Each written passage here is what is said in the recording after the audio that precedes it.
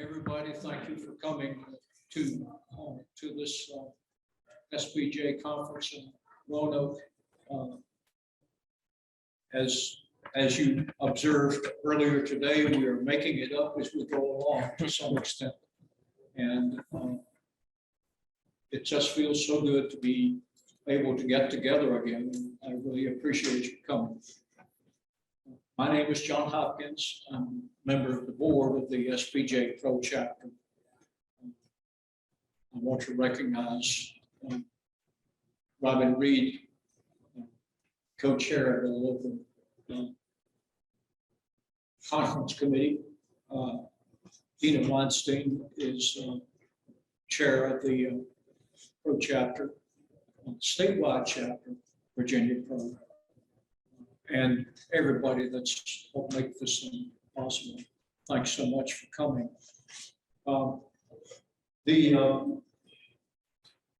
This is where I started my news career in 1965. This picture was taken somewhat before. I should put this on for the benefit of the remote participant. So I started in 1965 in this newsroom, which, except for the desks, looked pretty much like this in 1965. That picture was actually taken perhaps 8 years earlier. The man that hired me for $100 a week is standing up in the middle of the room. And the best editor I ever had is sitting there with that beautiful woman on his knee. It's a site that in no way resembles newsrooms today, but it was the way it was for a long, long time. Male, white shirts and ties, and golly, hadn't it changed a lot? And it was time that it did. The intro now.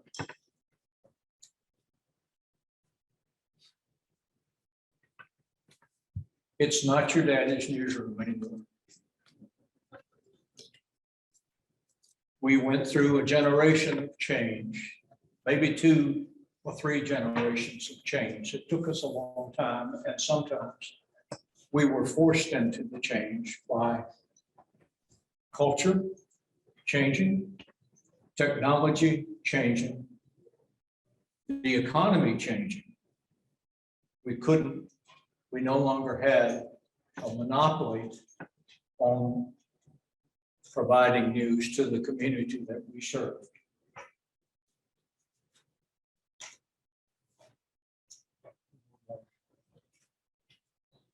So what do we do now?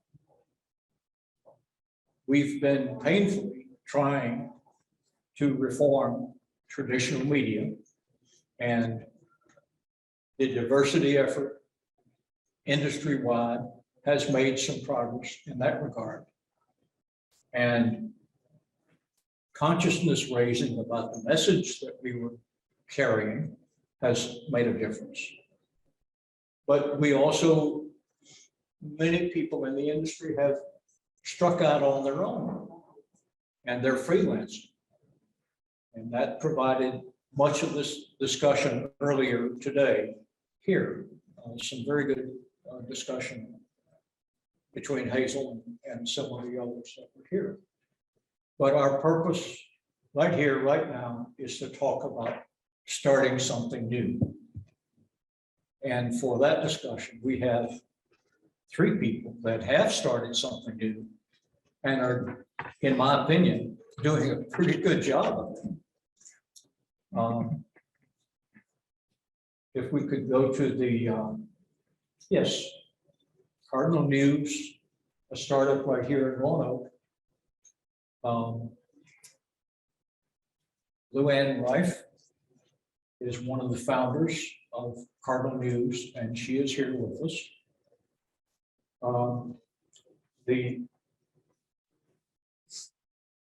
Let's go through all 3 of the startups, and then our people can talk. We have Scalawag, really fresh and sometimes sassy Often. vehicle out of Durham, North Carolina. And Sierra Hinton is here. She runs that. And then we have Brandon Jarvis's Virginia Scope out of Richmond, which delivers political news several times a day. I don't know how you do it all the time, but it's a daily and over. He will break a story at 7 in the morning and he will have another one before 8:30. They used to say about who the hardest working man in showbiz. Brandon might be the hardest working man in news business. I don't know. But anyway, so Ms. Hinton, Ms. Rife, and Mr. Jarvis, will you, in that order, identify yourselves to the group? Tell us how you started and why, and then talk among yourselves until I interrupt you. Okay, sounds good. Hey, y'all, I'm Sierra Hinton. I'm the executive director publisher at Scalawag. How we got started, I'm not the founder. I was not there when we started, but we were founded in 2014 and published our first quarterly print magazine in 2015. Yeah, we were started by a group of 20-somethings who most of the folks from the South who wanted to tell a different narrative about the South than the one that they were seeing in national and mainstream media outlets outside of the region. And so, yeah, we, like I said, launched as a quarterly print magazine and continued doing that work until 2020, when we moved to being a digital first media publication. And we, have done a lot of different things and have told stories in a lot of different ways that we're super proud of. And so I think that is been one of the biggest things for us is print was costly and in many ways prohibitive. We loved our print magazine. It was beautiful, but it wasn't allowing us to reach the audiences that we wanted to reach. We've always centered diverse voices in our storytelling, but our audiences weren't reflecting the writers that we were working with, nor the demographics of our team. And it also, really kept us from being able to try new ways of storytelling. And that's what we wanted to do. And so that's why we sunsetted print, moved to being digital first. And that's where we are now. Oh, hi, I'm Lou Ann Rife. This time last year in April, I was the health reporter for the Roanoke Times, and I probably hit maybe the lowest point of my life. I always loved what I was doing, but wasn't enjoying doing it the way it was happening. Later this evening, you're going to have a real treat because you're going to have Ralph Barrier interviewing Beth Macy, and both of them were my colleagues for a long, long time. And Ralph is probably one of the best profile writers you'll ever have the pleasure of reading. I remember a story he wrote called The Legend of Diesel Ducey. And it was about this man who rode elevators and would video them and put them on YouTube. And so this was back in like 2013, and this guy had like 41 million hits. That's quite a story, right? But Ralph rode this elevator over and over again with him, and he got to know more about this guy's life. And the story actually was about autism, children with medical challenges, and the connection that they've made through these things. It's a beautiful story. Beth, Dope Stick. that was a story that was in the Roanoke Times. It started with her having the time and the opportunity to go into these communities before anyone was talking about an opioid epidemic. And, you know, she learned about in the best neighborhoods, in the best places in Roanoke, where there were kids addicted to heroin and dying. And it was an uncomfortable story to tell. And there was a reaction in the community. I spent a year getting to know people who were dying. My series, Final Wishes, won a national award, but more importantly, the regional health system here reprinted it in a magazine and gives it to people who are going on to hospice or who've been diagnosed with a terminal illness. These were impactful, really impactful news stories, and the Roanoke Times was known for doing it over and over and over again. They hired people to do that. Around the time that Ralph wrote Diesel Ducey and Beth left after writing Factory Man and then to start writing Dope Sick, the Roanoke Times was sold to, and ever since then, it just went, you know, contraction after contraction after contraction. And so you can't just blame, oh, you know, bad ownership or bad management, because at the same time, there was just disruption of this, of the way papers are funded, right? They used to rely on retail ads, and that dried up, and retailers dried up. I mean, who remembers Sears and Kmart, right? They were big advertisers. Circulation started drying up because everything became free. And, you know, everywhere we'd go in the community, because the Roanoke Times was such a good paper, people would say, what is happening? What is happening over there? Someone should do something. Someone should do something. Well, last April, when the ownership was going to cut 9 more positions from the newsroom. And when I say 9 more, that was on top of, so we went into the pandemic with about 70 people left in the newsroom. By that point, there were fewer than 40. They were going to cut another 9. And that was it. I was told I could no longer do in-depth reporting. And by this point, I had already gotten into practice of writing grants to fund my reporting. But we wouldn't have the bodies to do that. And so I was in a good position financially that, you know, when I could still be there, I could be there till I retired. I was on the safe list. Or I could have just, that's it. I'm at an age where I could just say, that's done, I'm done. And I was approached the week after, and it was April last year, by a nonprofit who said, you know, we really need to do something to see if we can get good enterprise reporting back to this community. And I said, well, I don't really know what I'm doing, but I'll go see. And as it had to, there was other people who were also interested in doing it. And we got together with a former publisher of the Roanoke Times who's got great expertise in nonprofits and of course in running a paper. And so she was sort of guiding us along the way. And we decided, well, how do we make this work? You know, if these legacy newspapers can't make it work. And again, we wouldn't be saddled with the cost of print as Sierra found, which is really a difficult thing. But still, how are we going to fund this? So we looked into it and decided that we would go on the public broadcasting model.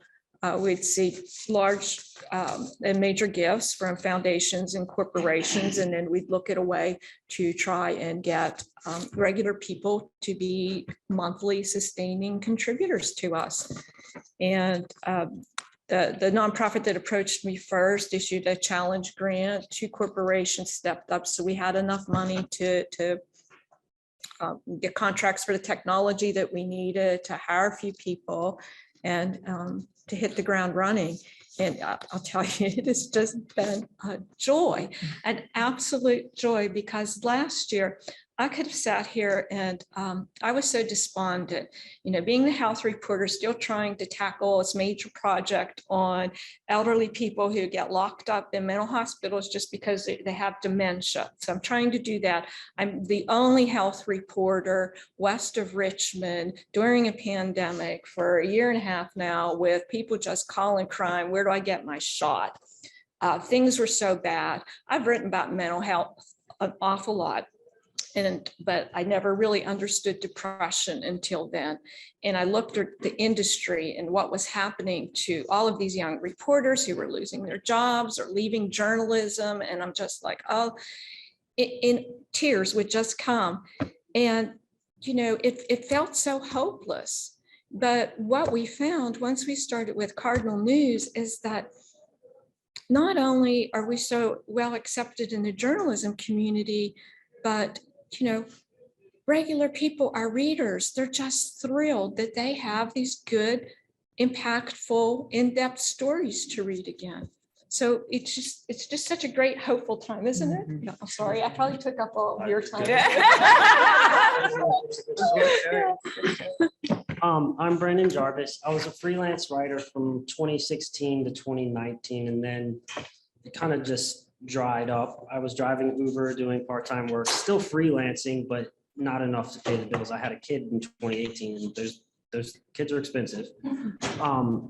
So I pretty much had given up on journalism as well. Not as well, but I'd pretty much given up on journalism to pay the bills. I was still writing, but it wasn't making money.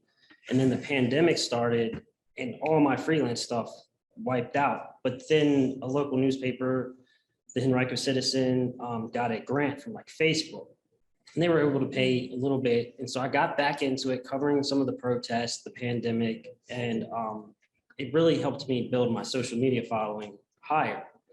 And I was starting to pitch stories. I was working for Style Weekly again, and I was getting a ton of stories and nowhere to place them. So me and a couple of friends had the idea to just make a platform to publish just for free. Like, we weren't trying to start a business out of it or anything. And it's kind of took off, getting like 10, 20,000 views some days with little ad revenue, because ad revenue is impossible. But then, so we started at July of 2020. In September of 2020, I came across Substack and like really read into it, how it works, how you can get people to pay.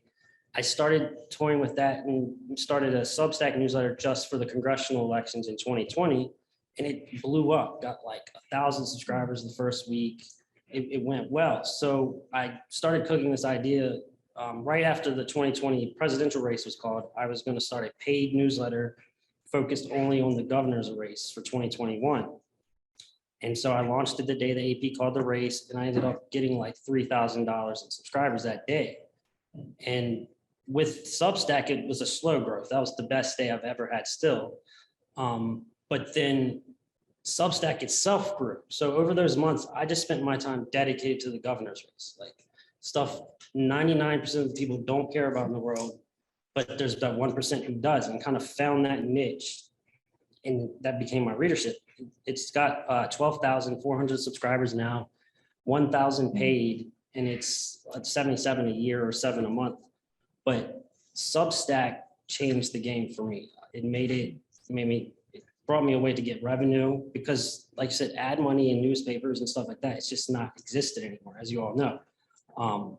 But subscribers for an independent site like mine, there was no real platform. I had Patreon, I had PayPal donations, but the way Substack implemented paywall. So like, I send all 12,000 subscribers a newsletter, but at some point there's a paywall where you have to pay to see what's beneath it. And that's when the money really picked up more consistently.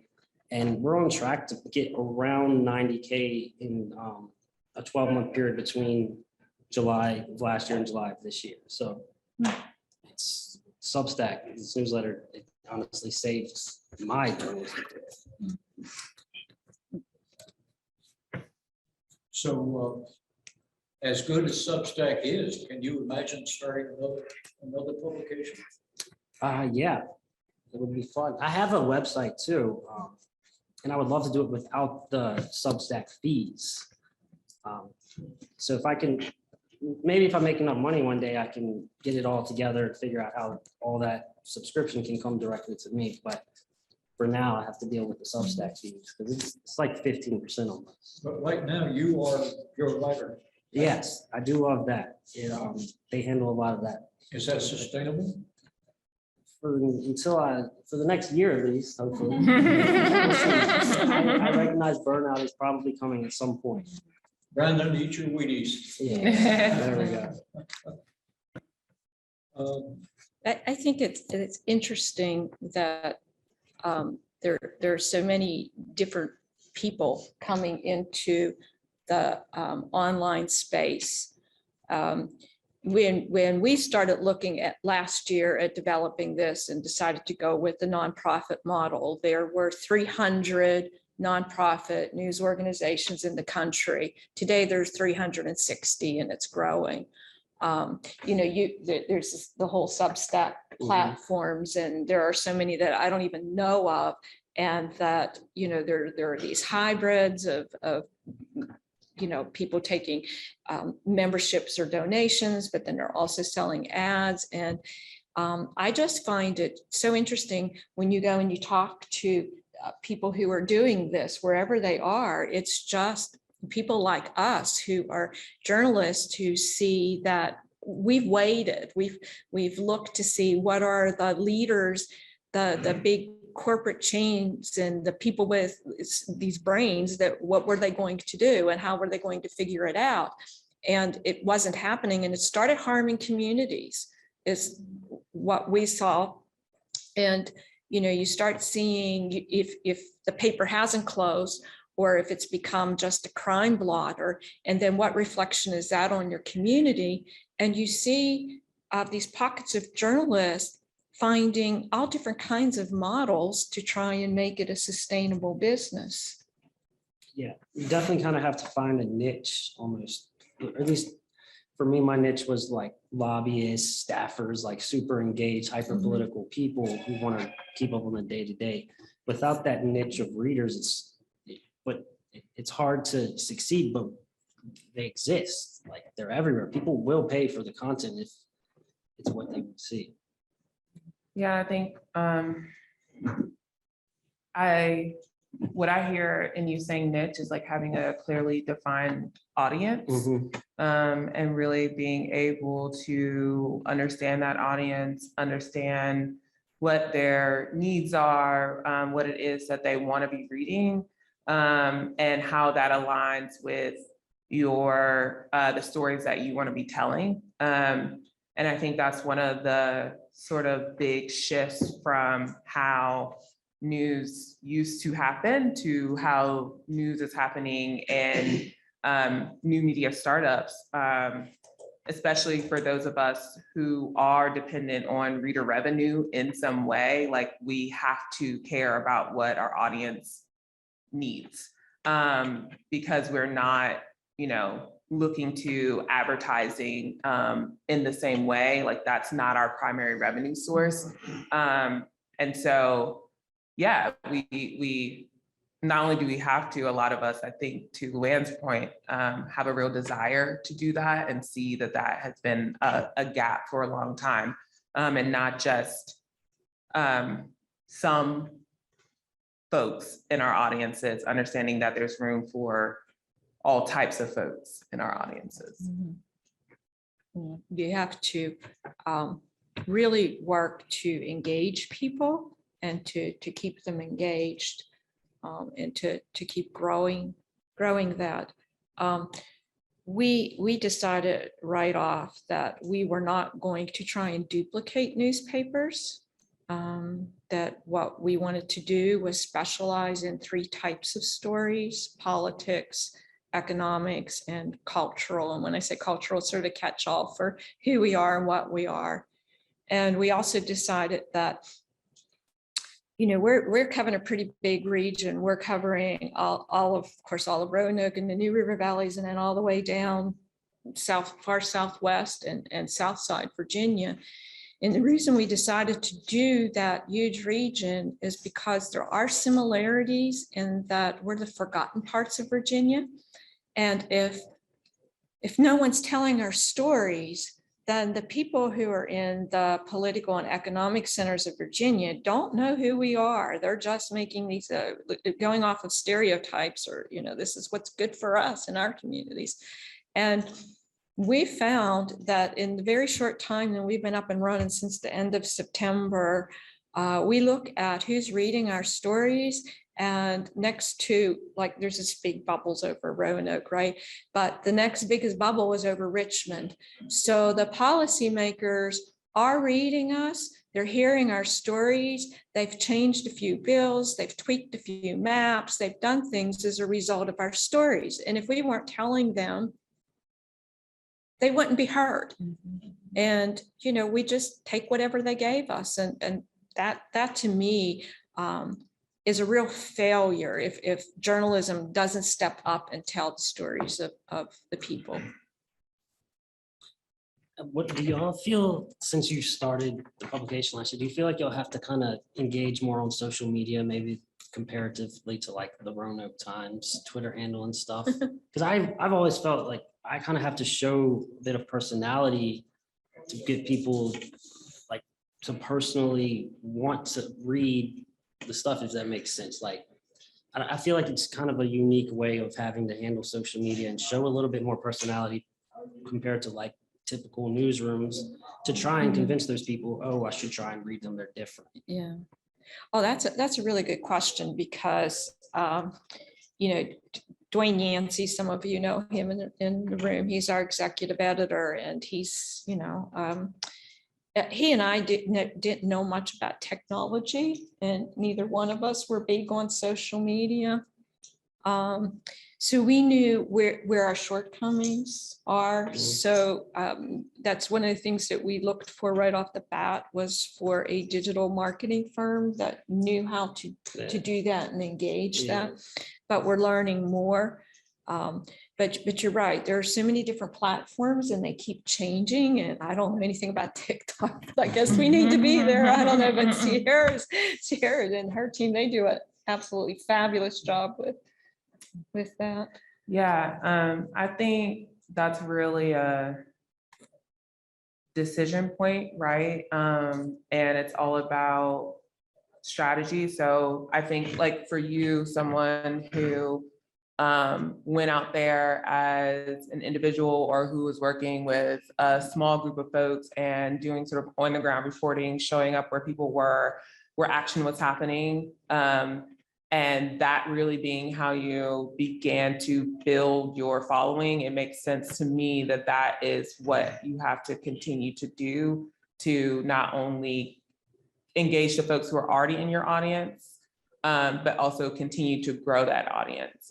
And thinking about like Cardinal News and their sort of entry point into this and how folks are coming to them. Like I could see a world where, you know, needing to engage folks via social media might not be as high of a priority for them. That said, like social media is one of the ways that people become aware of our work.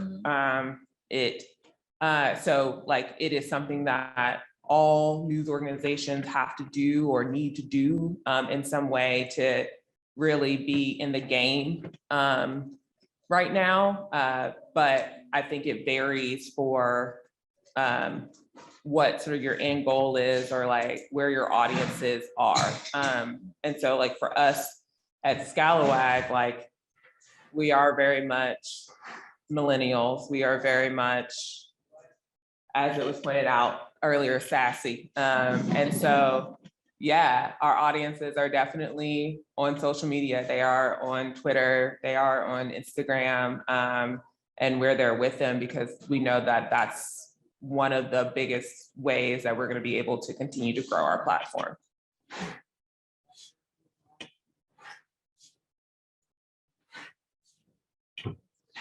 I wanted to riff off of something that Lou Ann said a moment ago about influence, how Cardinal is beginning to be read in Richmond, and it's beginning to make a difference in how Southwest Virginia is treated by policymakers.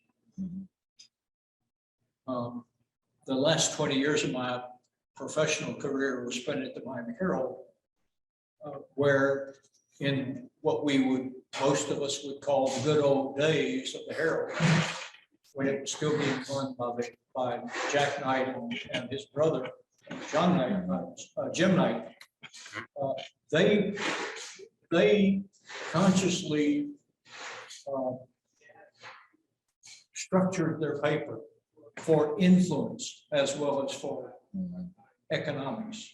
They felt that the success of the paper depended upon influence. And consequently, although they never sold enough papers in Tallahassee or Jacksonville to justify hauling them 300 miles upstate, they did it consistently so that important people would see the Herald every day. And they had writers in Palm Beach and Jacksonville, as well as Tallahassee and St. Petersburg and Naples. And a couple of rovers who would go anywhere on a minute's notice.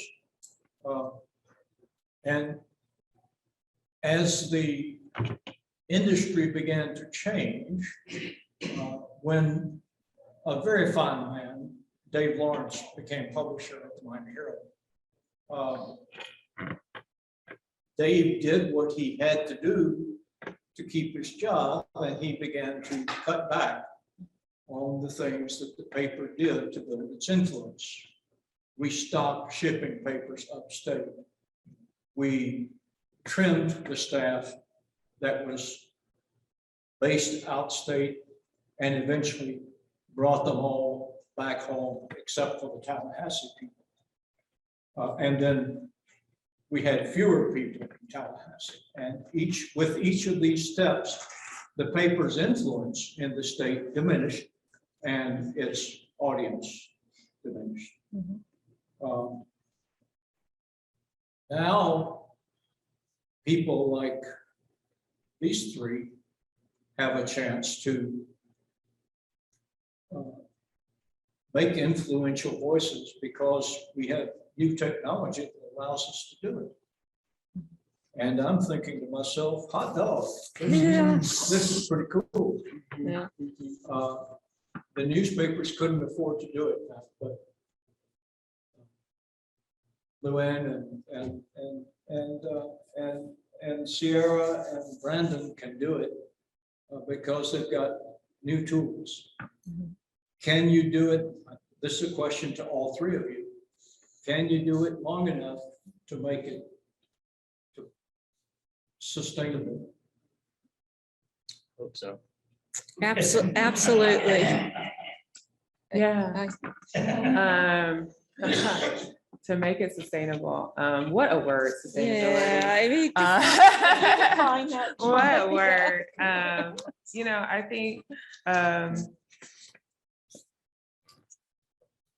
I think what I hope, or what I'm already seeing and I hope continues, is that we are already having quite a bit of influence. And for us, a lot of our influence is coming in the form of shifting how media is and news is done. I'm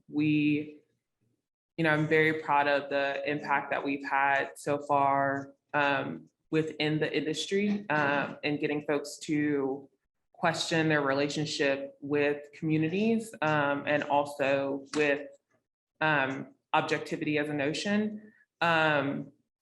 So that has been excellent. I think what we want to continue to see that really talks to the ability to be sustainable is how we can continue to grow our platform, not only for us and the stories that we think ought to be told or that we are telling in partnership with the communities that we work with and serve, but also how we can start to platform other folks who otherwise would not be able to tell the stories that are important to them in their communities.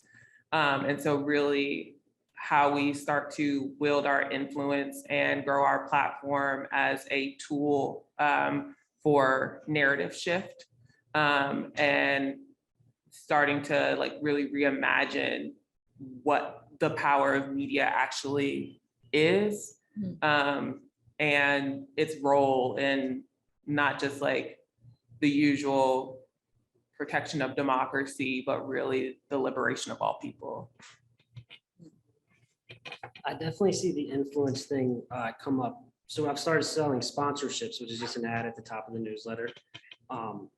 And it's hit or miss, depends. Sometimes we go weeks without them, but every time when someone's reaching out, they're asking how many of the state legislators are on my email list, because they're pretty much just trying to get the message directly to them or to their people who work.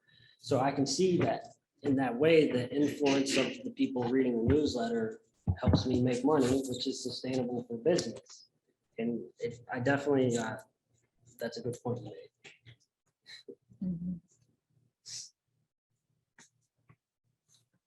I don't see advertising in the Cardinal. No, I and do see advertising in Virginia Scope.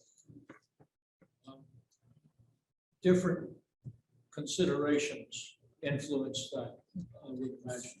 Well, I don't have nonprofit status, so I pretty much can just do whatever I want in Yeah. that regard. yeah, no, we made a really, business decision right off the bat that this was the route we were going to go, filed with the IRS. And oh my gosh, that took so much longer than we ever thought it would take, that we would rely strictly on donations and gifts. We may look at doing something similar because, like VPAP Like does with, today's newsletter is sponsored by, we just haven't evolved to that point yet, because there's so many things to pursue in trying to build this up. So, we didn't want to put a paywall up either, because we felt as though we didn't want to block people from reading our stories. We want people to read our stories, and we know that in the communities that we serve, there are people who can't afford to give us money. But we know that we want them to read it, and we know that when they are in a position where they can give us some money, that they will. Because we ask a lot. But, we don't have ad reps either. So there's that cost to go and get advertising as well. Does that answer? The pathway that we're on for sustainability, for growth and sustainability, we have a wish list of probably 5 more reporting positions that we'd like to have enough money to go and make those hires within the next, I'd say 2 years is what I'm hoping. And we also made a decision right off that we were not going to hire anyone that we didn't feel that we could sustain their position, because journalists have been working for the past decade never knowing whether somebody's going to say, here's your box, and you don't get to finish that story. And we did not want to be that employer. Yeah, and I would say like I think a common misconception. Scalawag is a nonprofit newsroom as well, that like nonprofit newsrooms don't do advertising. There are some that do. It is just a choice around what you want your revenue streams to be and who you want funding the work that you're doing, right? Yeah, we're all beholden to different structures depending on the choices that we make. And I think for everyone, it's just a call around what your long-term goals are, but also like what feels best for you, given like your vision and your mission and your values.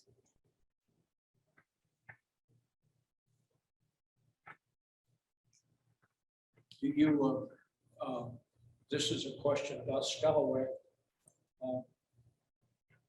How broad is your readership? Is it just in the South, or is it predominantly in the South?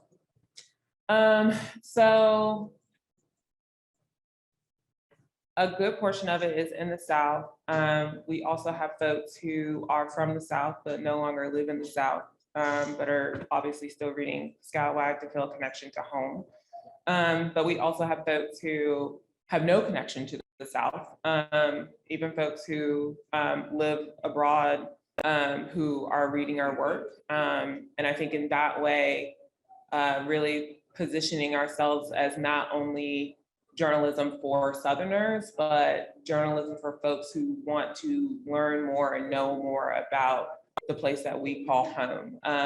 And I think that has been really important for us in being able to reach a broader audience and the type of audience that we hope over time we can convert into paying supporters as a important way of us being able to like sustain, back to your earlier question, our organization.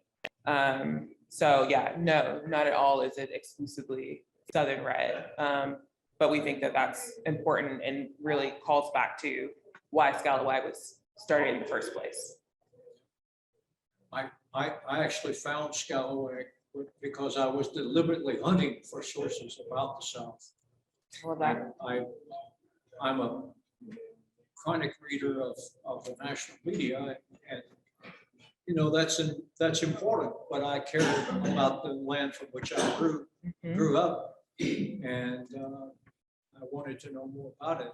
So a few hours of web searching turned up Scalawag and some others. Scalawag stuck with me. I enjoyed reading it. You write about food and you write about social things, who we are, how we are, and that's pretty cool. thank you. Do you go out looking for writers, or do they come to you? Both. So we almost exclusively work with freelancers. And we have a pitch process, but we also sometimes commission things if there's stories that we know we want to see be told. We look for folks that we can partner with to make that happen. But for us, it's super important that we are working with folks who are community rooted and that they have connections with the places that they are writing about, that they are connected with the people with which they're doing the storytelling. You know, I think earlier in the other session, folks were talking about parachute journalism and how, you know, that is not just folks from the US parachuting into other places in other countries. It's also folks within the US parachuting into other communities of which they have no idea what's going on there. And that's a lot of what has happened in the South and a lot of the reason that the narratives about the South persist on in the national media. And, you know, because of who we are and what we want to see be true, it's important for us not to be upholding those practices, right? And so, yeah, we are always looking for folks who are from the places that they're reporting about and doing the storytelling about. And then I think the other thing that's a big part of this that's really important to us is also being able to work with writers who are either emerging writers or otherwise would not think of themselves as writers or journalists because of how we have defined that up to this point, who gets to be a writer, who gets to be a journalist, and being able to work with them and let them know that, like, no, you not only can you be a journalist, like you literally are, because we're getting ready to publish your story. And we're willing to invest the time to do that because we understand how important that is for shifting both the industry, but also the stories that are being told. Is there something you wish somebody would write about Virginia that you consider publishing? That's a really good question. I think it's a better question for Levy. Yeah, I'll think about that. That's a good question. I think I see a question forming on Bob's face. Yeah, how you went from print to electronic completely, which raises the question of, do you think about the digital divide and how have you dealt with it? There are significant areas in this state that don't have good broadband, Yes, and there are people who can't afford broadband. yes. So how are you dealing with that? That's a great question. I'm from rural North Carolina. I did not grow up with internet in my home. And so, yeah, that is like really real. And I think the answer is we are thinking about it and we don't have a solution. And most people, actually, I don't really know anyone, and please, if you know, please let me know, who has a solution. But yeah, we do think a ton about the digital divide. Well, I'll say, I think a ton about the digital divide. I think people on my team think about the digital divide. We do have conversations about that.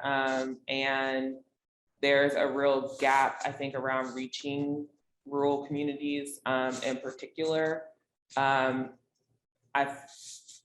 My hypothesis is the best way to do that is to show up in person.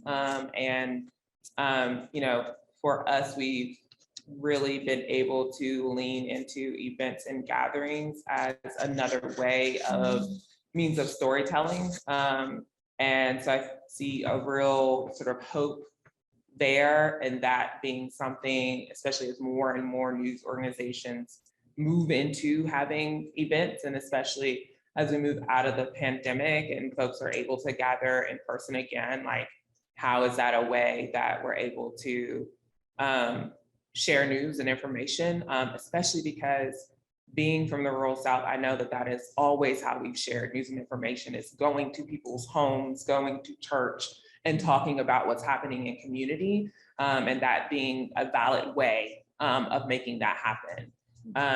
So yeah, I don't have an answer yet, but we're definitely thinking about it. I would say on the issue of broadband, that's something that we write about a lot because we know it affects a lot of people in our area. In fact, our editor Dwayne just got broadband this week. He'd have to go to the Fincastle Library in order to upload the photos to our website. So we quite understand the challenge, and that you know, we're also looking at events and how else to reach people. But going back to something back when there was just paper, rural communities have always been underserved with information. I remember a paper that I worked for. It served, I mean, it was this similar to this area that there's, you know, the metropolitan area and a couple of bigger towns and then lots of rural area.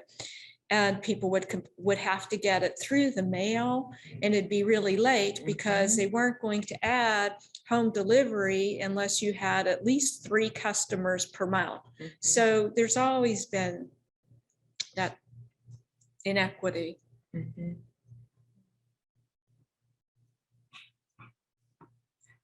Please. I have a question. I know earlier you mentioned that you were on like TikTok. Do you have any advice on like connecting with audiences and just kind of, I don't know, spreading the platform? I've kind of had like trouble like working with like companies and trying to get the message out there. So do you have any advice? Yeah, I will be really honest. When my team was like, we should get a TikTok, I was like, this sounds like the worst idea ever. Sounds like the worst idea ever. But it has actually been really great and has worked out really well. And I think it's something that we're continuing to test around. And that's what I would offer as a frame. It's like, this is a test, and this can be a test in a way that we can see if there is the potential to build a new audience here. I think the hard part is that TikTok has really been framed as a place for young folks. And a lot of folks don't see young people as a valid news audience. They talk about wanting to reach young people, but they're not really about that life because they don't feel like they're going to get money from it.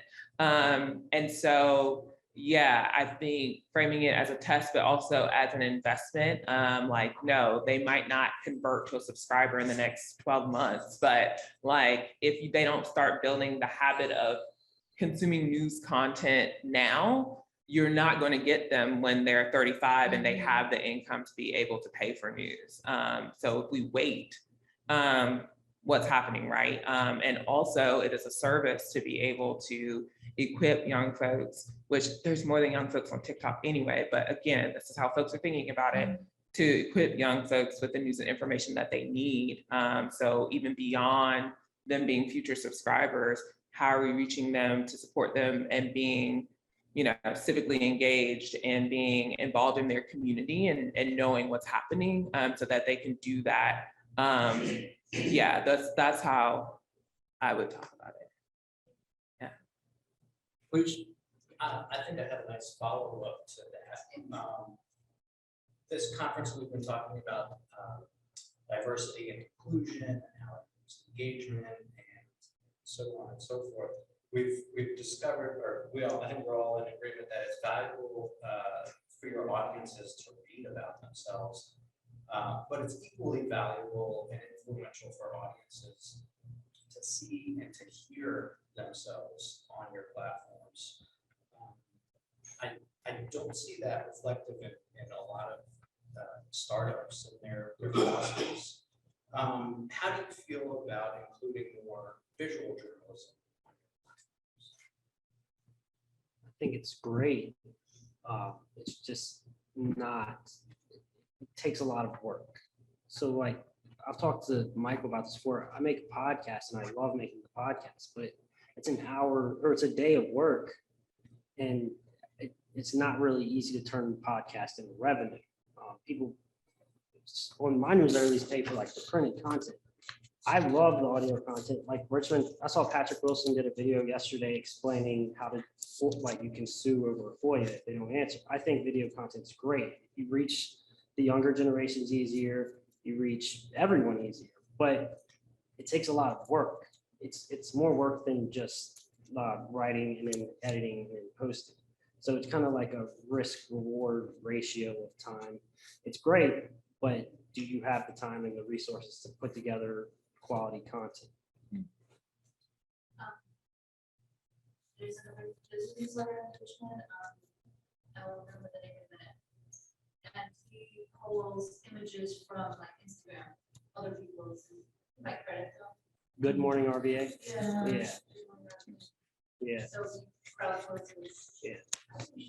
He's pretty successful with it too. Probably grows audience that way. Yeah. And that's another super niche. Like he's only Richmond city government and what's happening in the city. Go ahead. No, I was going to say, stories that have art with them tend to have more clicks than ones that's just copy. And so I think we've all sort of been aware that you need to have some images, but as he said, it comes down to resources. We can't afford to have somebody on staff at this point to do that. Sustainability. Yeah. Can you afford not to have that kind of journalism, honest to God journalism, where images work in action? We're seeing images out of Ukraine. Mhm. United Nations. Right.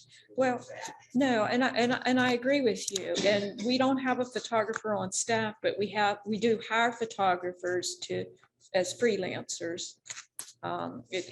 Quick story. Miguel Schnabel, who's our business writer, she went to Hurley. Do you know where Hurley is? It's way out in the middle of nowhere. And the town was just destroyed by flood. And nobody really knew about this flood. And Dwayne was seeing in a few like weekly papers out there that there was, they were denied aid or whatever. And he thought, well, what's all this about? So he sent Megan out there, and I see people shaking their heads. And the reason about Hurley and the flooding is because we did this story. But you need a photographer for that, right? And so she found a freelancer who's from there, and everywhere that they went, they go, oh, you're so-and-so's, daughter or whatever. And they got access to so many places that maybe they wouldn't have because she is of that town. I think for us, like, visuals are super important. So we have 2 visual editors on our team.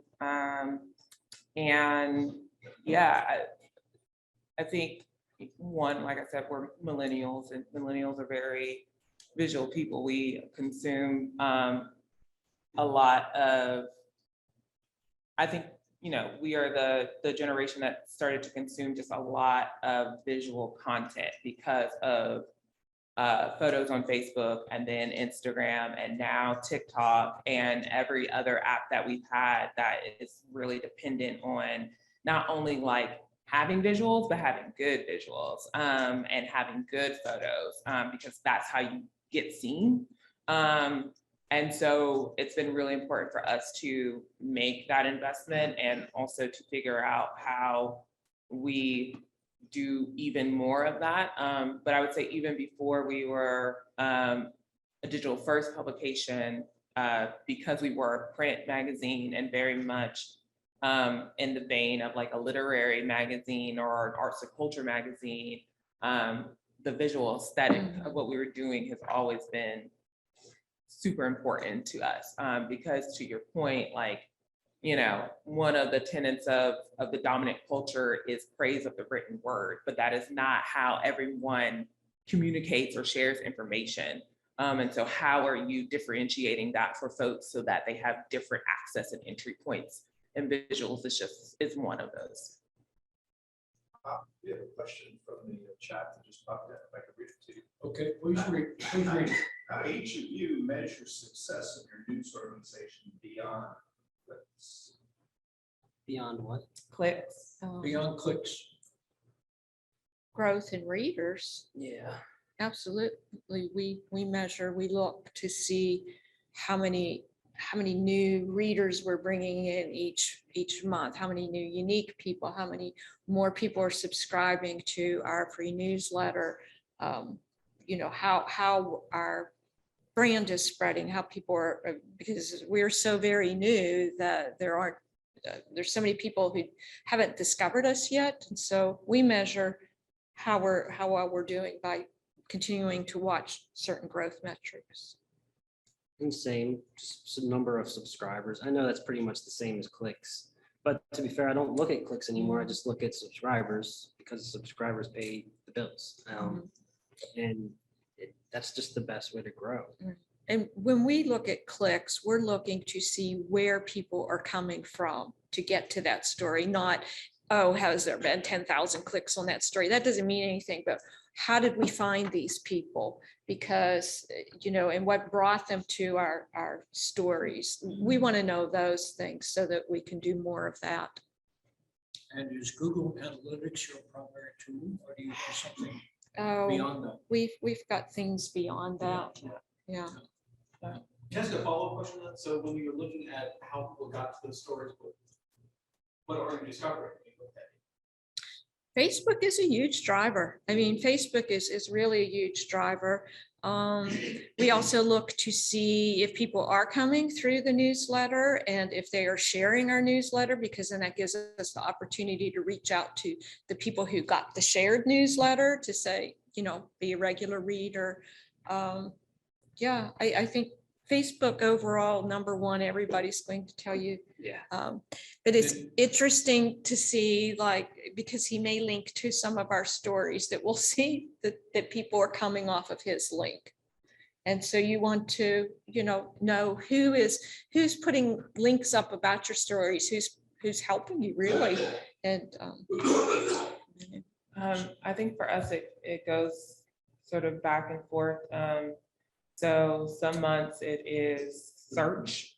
So thinking about search engine optimization and SEO, and how well we've done that month with making sure that our headlines are going to show up. And then sometimes it's Twitter.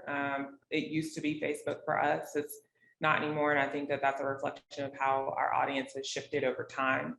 But, I think what we see particularly, so in addition to my work at Scalawag, I also am a coach for a number of news teams. Is that for folks who are serving, I would say, older audiences, audiences in rural communities, folks are getting their news from Facebook. And so therefore their traffic is coming from Facebook. Also, folks who are serving Black, Indigenous, Latino communities as well, communities of color. So I think that all makes sense. And I think it's generally like your traffic is coming from is a reflection of where your audiences are. You had a question. Was there another question there? Yeah, wait. Mine was mostly answered, so. Okay.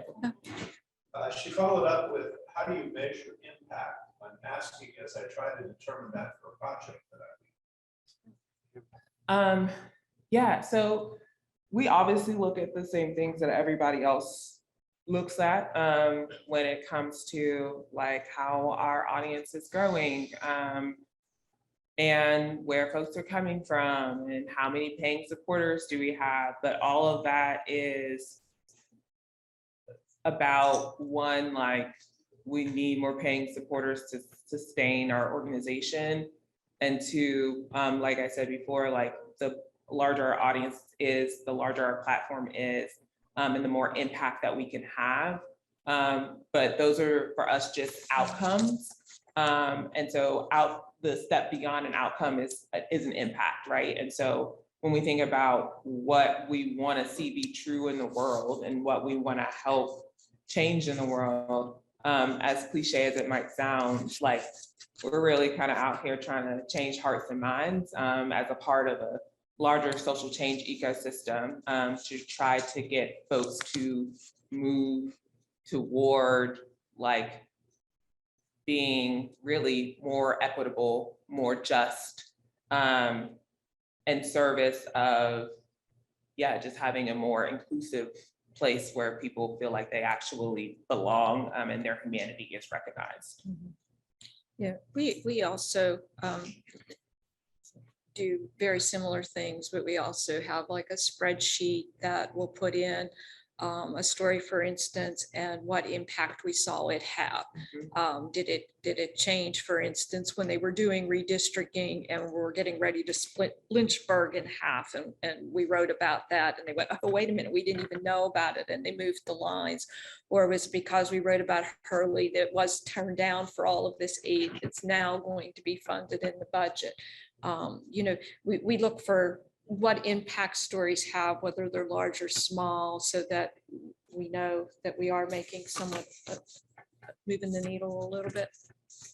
I think social media is kind of a good way to gauge impact, especially on Twitter, because that's kind of like you can see directly how many people are retweeting and liking and sharing the original content. So on top of everything else said, I like to gauge, like, did the Twitter conversation in my little Twitter bubble become my, like, was everyone talking about my story? And that's maybe like once a month. And that's when I know, like, this was a story that I need to try and duplicate in a different way. Because if everyone in that bubble is talking about it, then I know they're talking about it to their bubbles. And that's the goal, right? Spread the news.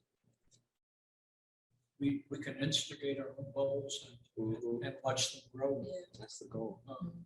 The thought is occurring to me, please, all of you, when you see somebody doing media well, when you see a platform that your friends may not know about, that's doing a good job, please, for Pete's sake, tell your friends about it.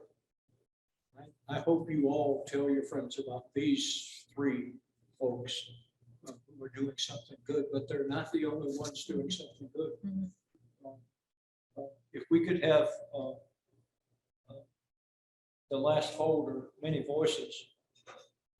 This startup phenomenon. It's not just individuals with an idea. It's sometimes individuals within an organization who plant an idea, and somebody that used to do the old thing is now going to start doing a new thing. These are just a few of the people that are in my inbox every week that are doing all kinds of news, and sometimes it's meant to be persuasive, but always it's informative in some way. By the way, hold on that VO, Virginia Newsom, for a moment. I should ask you all. This is from the Virginia Public Access Project, which does a daily roundup of stories from ripped off the media around the state. This is a question for Brandon. All right. How do you feel when one of your stories gets put up here?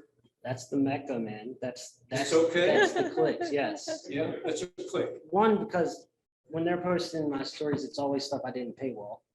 So it's cool. I wanted to get out there. And also, that's the political newsletter of Virginia. That's number one. You can't beat it. They send, when you get a top spot on VPAP, you get 1,000 clicks like that. Did I hear you say right? That's the definitive newsletter of Virginia. Yeah, for Yeah, politics. you know, that newsletter, when I moved to Virginia, and it was called the Whipple Report. Do you remember Tom Whipple did it? And the very first day that I showed up at the Roanoke Times to write editorials, I was told, you need to subscribe to this because and that was back 2005. And they were the only ones doing that, aggregating all of the top political stories in the state. And then it migrated over to VPAP at some Yeah. point, but Yeah. it's probably the most read newsletter in the state. And they Yeah. charge, I mean, I think it's $200 of sponsorship each day for that newsletter. Mm. Especially when General Assembly's in session. I mean, everyone wants their story on VPAP. And some people don't want their stories on VPAP. It's just- Yeah, this is true, but that Some- newsletter is free. Yeah. Anybody can sign up for it. It's free. They do ask once a year for, is it like $75 Yeah. or something? It's not free, much. but many of the publications whose headlines are on here have a paywall. Right, and they And tell if you that. If there's 3 stories out of Harrisonburg in a month, you're not gonna get to read them all. You know, But I'm a big fan of this newsletter. Mm, But there are all kinds of other niche publications that are out there online, and they seem to have some staying power. I'm really optimistic about this moment in media history. After a decade of being in the dumps about where media was going or where the news business was going. When I was the news editor for the Miami Herald International Edition, and we could see the Herald's circulation was declining, but we had a definable population reading our exported newspaper in Colombia and Rio de Janeiro and over in the Caribbean islands. And we said, if we could just capture a niche like this and publish a Caribbean or South American newspaper in North America and just get the people that want to read that. And the economics didn't allow it. How could you print to an audience that narrow and deliver it?